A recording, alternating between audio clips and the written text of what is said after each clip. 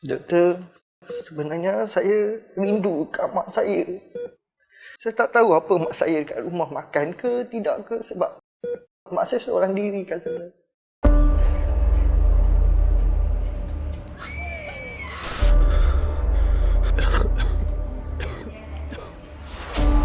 We don't allow visitors here.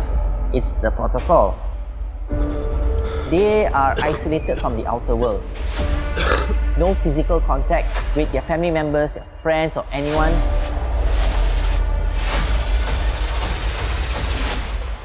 Tak semestinya 2 minggu, ada yang lebih. So, kita pun kena sabar dengan patient. Jangan bimbang, Cik. Kalau apa-apa, kami petugas kesihatan ada di sini. Cumanya saya akan rasa kehilangan selama lebih kurang 12 hari, 3 minggu macam tu saya tak jumpa family tu je. We are the one who run the PCR. So because I'm not sure whether I'm exposed to the virus or not, did I contracted the virus or not. So I don't want to bring the virus back home. Sebab patient menunggu ramai. Jadi kita kena siapkan result tu secepat yang mungkin lah. Family pun kata, kerja tak berhenti ni, kenapa tak habis-habis lagi? Macam tu lah. Ramai yang tidak dapat balik jumpa family. Diri pun rasa macam down macam tu. So, sangat rindu. Tapi better, semua ni sudah okey. Kita pun sehat macam tu baru balik lah. Unsung heroes. This is one of the biggest sacrifices that you have made for the nation. And I asked him why you wanted to volunteer your services. He says, there's one way I can serve the nation. I worry for him, but I can't show it to him. If I show it to him, it will dissuade him. And so I said, just go ahead. I will just keep it to myself. The nature of work is it is repetitive. Every day we are doing the same thing, 1 cycle, 2 cycle, until this COVID-19 over. Pengorbanan mereka tidak pernah mengenal erti penat maupun takut. Marilah bersama-sama dengan beta untuk berdiri dan memberikan tepukan yang gemuruh kepada semua wira dan wirawati petugas barisan hadapan negara. If you know you have to do it, you just have to do it. It's for the benefit of the public.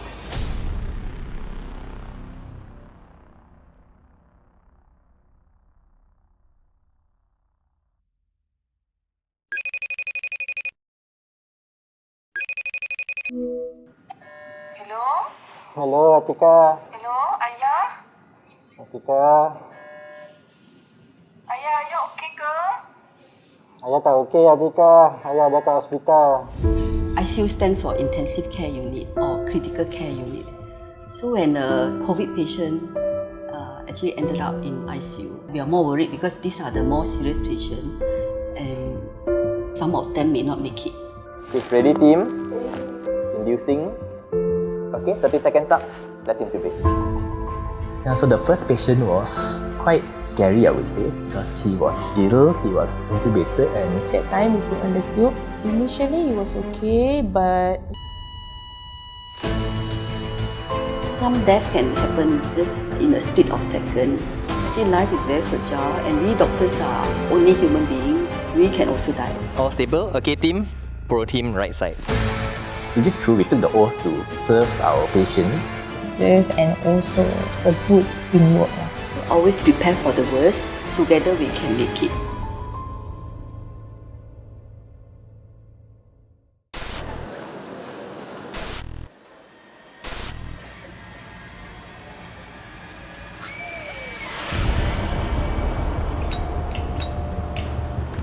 selamat pagi.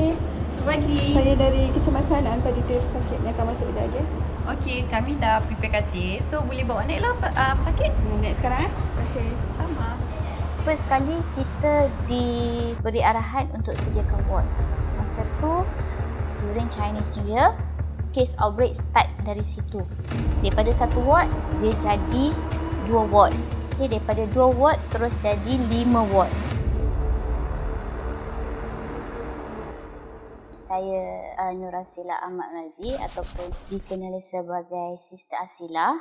I start join infection control masa tahun 2013 dekat Ipoh. Lepas tu saya ditarik masuk ke infection control team Hospital Pulau Pinang sebab masa tu kita ada outbreak. Boleh buka serentak tak? Hijab, face shield, mask. Keadaan dia. Okay, kita kena buka facial dulu. N95 memang selalu kita akan buka last sekali sebab kita manage airborne. Yang staff biasa dia akan jaga patient, kita lebih kepada prevention dan precaution. Kita make sure hari tu staff cukup ketak, lepas tu alatan macam PPE apa semua cukup ketak, lepas tu bantuan diorang daripada segi pemakaian PPE. When the pandemic situation in various states is heating up, in order to protect the frontline of pandemic prevention, the Infectious Disease Control Unit of Penang General Hospital urgently mobilized doctors from various departments to provide support. Among them are doctors who volunteered to participate. My name is Shamish Bhaskaran. Currently, I am based in the ENT department of Hospital Pulau Pinang. Actually, it first came from my head of department, Dr. Zahir. He approached me and he said that the hospital is recruiting medical officers from each and every department. But at that moment, I thought that most of my colleagues, they have families of their own. They have small kids at home. Some are pregnant, breastfeeding at home. So myself, I just live with my parents and both of them are independent as well. So I decided, why not I do it instead? So I gave my name.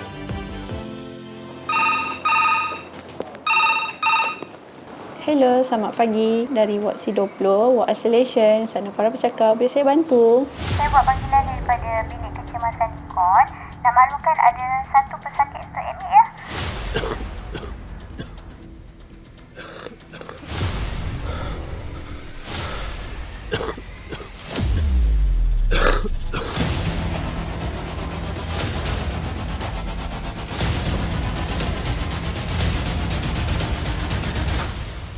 Okey, selamat pagi Encik. Saya Dr. Shamish dan kami bertugas untuk menjaga Encik di sini. Encik, kenapa kelihatan resah sangat? Doktor, sebenarnya saya rindu dekat mak saya. Saya rindu dekat adik saya. Saya tak tahu apa mak saya dekat rumah makan ke tidak ke sebab mak saya seorang diri kat sana. Saya minta maaf atas keadaan Encik yang perlu melalui sekarang. Malangnya Encik harus tinggal kat sini buat sementara waktu disebabkan virus COVID-19. So, doktor rasa berapa lama saya kat sini? Adakah saya akan baik di sini? Jangan bimbang Encik. Buat masa sekarang, keadaan Encik masih stabil. Jika Encik semakin pulih dan test menjadi negatif, Encik boleh balik. Sudah doktor, saya berserah saja. Jangan bimbang. Apa-apa, kami petugas kesihatan sentiasa ada di sini. Encik boleh cakap dengan kami kalau ada apa-apa. Kami akan membantu sedaya upaya. They are isolated from the outer world. They have no physical contact with their family members, friends or anyone. So it's just among the patients themselves and us as a healthcare personnel. I have to think in their shoes, like we don't do anything for them, who else will? Because it's just us, the healthcare personnel, we are like family to them in the ward. So that's why I decided to do so. Kita ada keperluan mendesak di Hospital Pulau Pinang berkenaan dengan kes-kes pembedahan yang perlu dibuat secara segera, yang kritikal. For the purpose of preventing the outbreak of infection in the hospital, all patients who need emergency surgery have to undergo a COVID-19 screening. Nama pesakit label betul lah? The medical laboratory technologist in the pathology department must provide antigen test results in the shortest possible time. Paling banyak untuk rapid test tu kita boleh dapat sehingga 15 test terpulang kepada keadaan lah. Banyak patient yang nak buat operation pre-op, dia akan dapat banyak lah. Every sample has a hidden risk, and the medical staff in the pathology department are closest to the virus. Lepas kita terima swab tu, kita letak di sini. Lepas tu kita akan prepare dia punya test device, extraction buffer tube dengan nozzle cap. Keluarkan swab tu. So kita masukkan swab tu ke dalam extraction buffer tube. Lepas tu kita akan pusing sebanyak 5 kali ataupun 20 second. buffer ni dia macam sedikit liat sikit. I mean you can press. You boleh sampai you kena ambil yang saki-baki dia punya jus. So lepas tu masukkan nozzle cap dan lepas tu titiskan 3 titik kepada specimen well atas device tu. So lepas tu kita startkan jam randik selama 20 minit. So dari kita terima sampai kita habis, kita inform result tu, dia akan ambil masa 90 minit lah. Spesimen untuk patient ni, yang swab ni, so ditunjukkan negatif. So yang ni adalah kontrol. Yang lain kalau yang belah sini adalah line test. So kalau dia satu line je untuk kontrol, so means patient ni negatif lah. This undoubtedly made the production team and medical laboratory technologist feel relieved. At the same time, another tougher battle is silently unfolding in the laboratory next door. Unlike antigen test, each molecular test takes nearly 45 hours. Although time-consuming, the test results are relatively more accurate. Our part mainly is to process the sample and run the SARS-CoV-2 polymerase chain reaction, which short form is called PCR. This is a lab technique that can allow us to amplify certain part of the RNA of the virus so that we can detect it from the samples. All the sample we will assume that there's virus inside. So to protect themselves, they have to inactivate the virus by heating. So we call heat inactivation lah. So after inactivate the virus means that the virus is no longer dangerous to the staff who handle the sample. So they will proceed with nucleic acid extraction and purification. Sekarang saya akan proceed dengan master meet untuk PCR.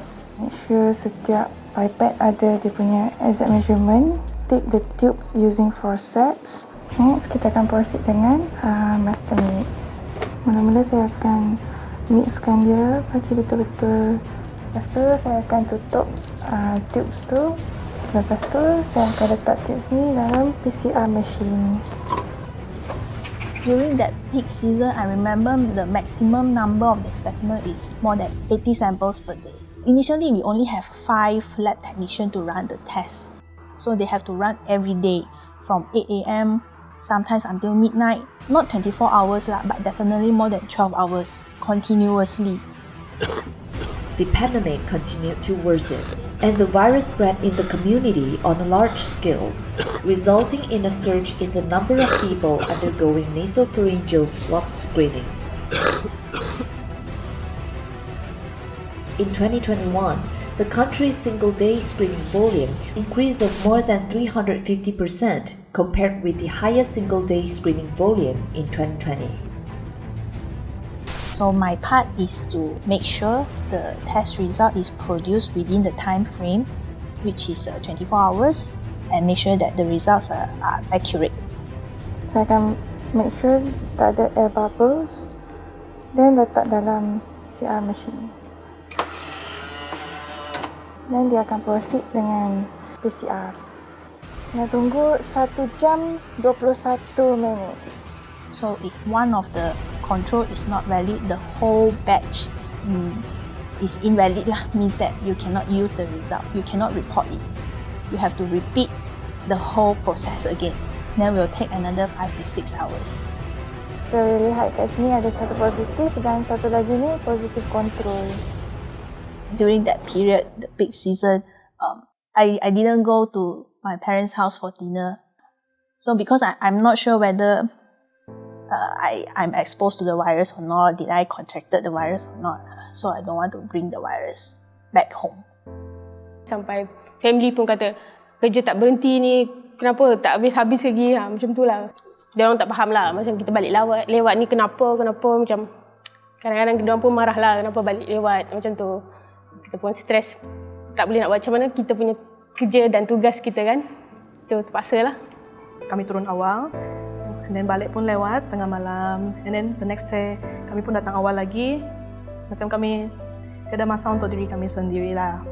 Family of course risau, cause diorang jauh. Sebab lama tidak pulang kan, jadi macam rasa sangat rindu. Tapi itulah terpaksalah sebab kalau kita balik pun mungkin kita akan membahayakan family kita di situ kan, jadi better semua ni sudah okey, kita pun sihat macam tu baru baliklah.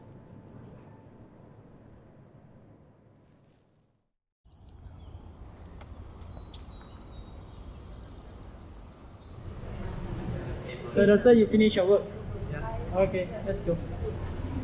During this time, Dr. Shamesh did not need to be on duty in the isolation ward. After completing his daily work in the outpatient department of the ENT department, he could then return home.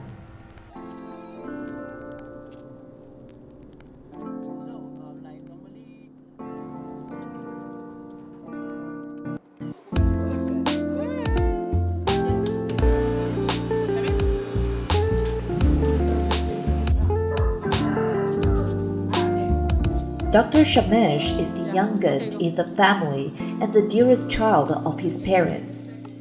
When he volunteered to sign up to join the medical team for the battle against the pandemic, the two elderly in the family did not agree immediately. As a parents, we are worried. But only thing that we hope that he takes care of himself. That is most important. I worry for him, but I can't show it to him. If I show it to him, it will dissuade him, and so I said, just go ahead. I will just keep it to myself. After receiving the blessing and consent of his parents, Dr. Shamesh stepped into the front line of pandemic prevention and control. In order to protect his elderly parents, Dr. Shamesh resolutely refused to return home and decided to isolate himself and live alone away from them. Because I had this thought of the back of my mind that what if I had the virus onto me? What if I carry it back home? And what if I infect the people around me, especially my parents?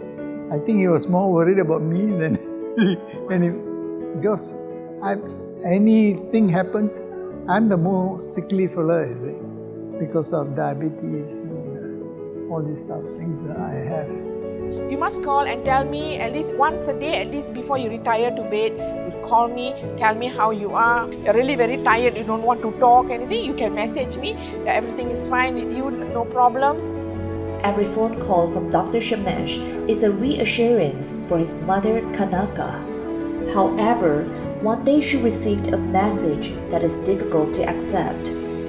So at that time, I had some sore throat and I didn't have any fever. But I didn't feel really well also.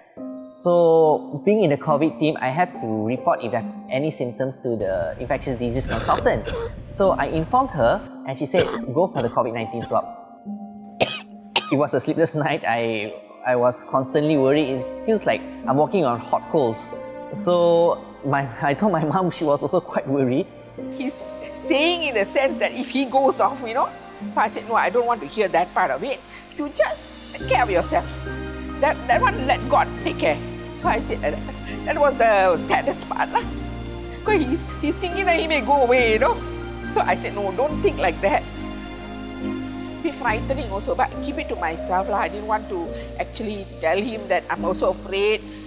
In the end, at midnight, the infectious disease consultant called me. She said, my swab is negative, thankfully. So it was a real relief. It's hard to describe that feeling, but it's a great sense of relief. During the filming process, we were grateful to record the perseverance and determination of the medical staff. We may not be able to lighten the burden on their shoulders, but as long as you and I both choose to support and empathize, their battle will no longer be lonely. Life is like a kitchen in a restaurant. Nobody praise the cook, but they will praise the owner of the restaurant, right? So we are like that. Nobody knows us well what we are doing. Kita stres, kita nak macam mana, kita hadap dulu lah. Macam lama-lama, okay, diorang pun dah faham, diorang pun okay lah. It is repetitive. Every day we are doing the same thing. One cycle, two cycle, non-stop until this COVID-19 over. Then only maybe we can stop. Mungkin dalam beberapa bulan lagi mungkin akan balik, so nanti boleh jumpa dengan family. Jangan macam tu je lah. To my colleague, I want to say thank you lah for always supporting me, and then for my families, thank you. and then I will be back soon.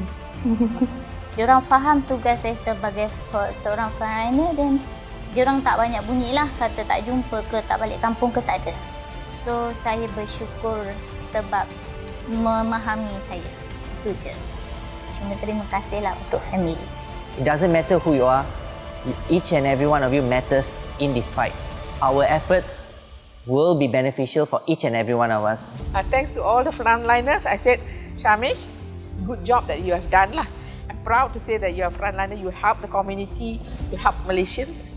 Help not only yourself, but help the people around you as well as the nation as a whole.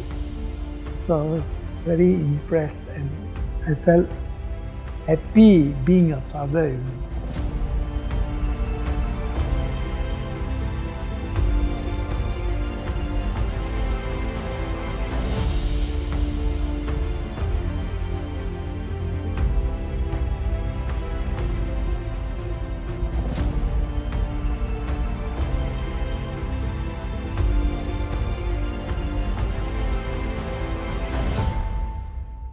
Doktor boleh tak bagi peluang terakhir tengok wajah ayah saya?